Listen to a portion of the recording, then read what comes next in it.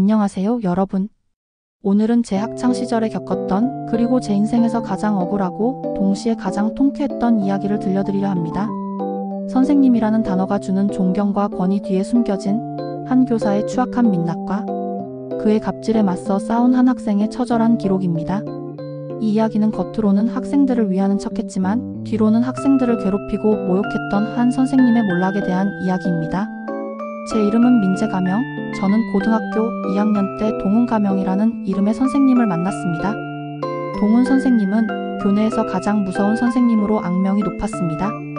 그는 학생들을 향해 너희 같은 놈들은 공부해봤자 아무 소용없어, 네가 뭘 안다고 나대? 라며 폭언을 일삼았습니다.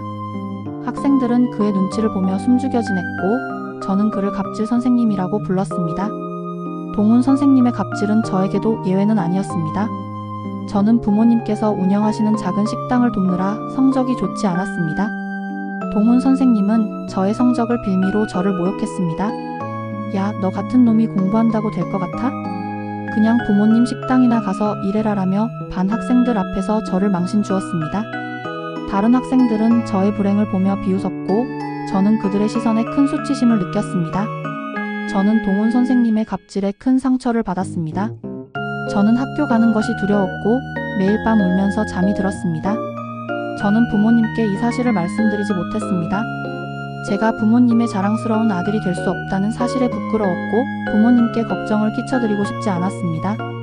저는 이대로는 안 되겠다고 생각했습니다. 저는 동훈 선생님에게 저의 고통을 알리고 그의 잘못된 행동에 대해 참교육을 하기로 결심했습니다. 저는 먼저 동훈 선생님의 모든 갑질 행위를 기록하기 시작했습니다. 그가 저에게 했던 폭언들, 다른 학생들을 괴롭혔던 모든 행동들을 녹음하고 녹화했습니다.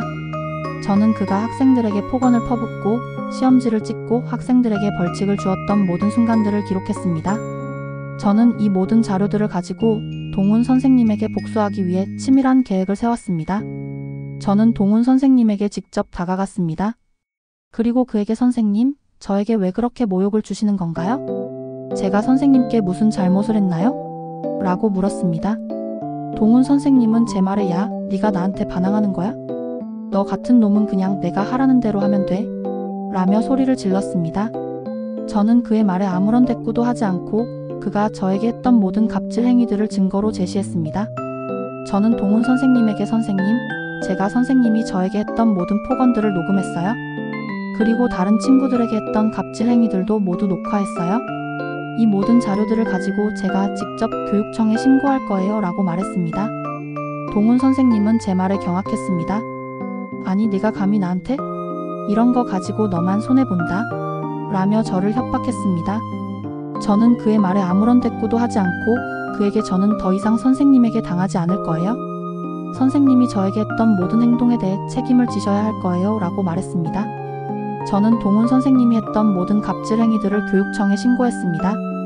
그리고 제가 확보했던 모든 증거들을 교육청에 제출했습니다.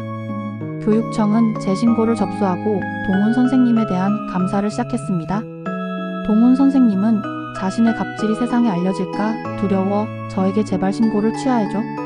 내가 잘못했어라며 빌었습니다. 하지만 저는 그의 사과에 진정성이 없다는 것을 알고 있었습니다. 저는 그에게 선생님, 이제 와서 사과해봤자 소용없어요?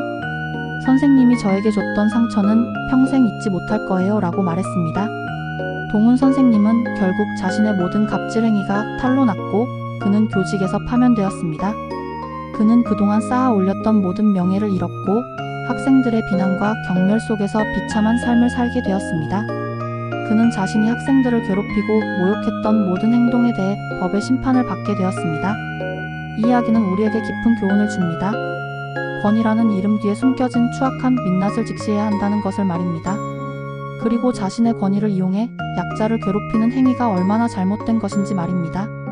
저는 동훈 선생님을 참교육하는 것으로 저의 상처를 치유했습니다.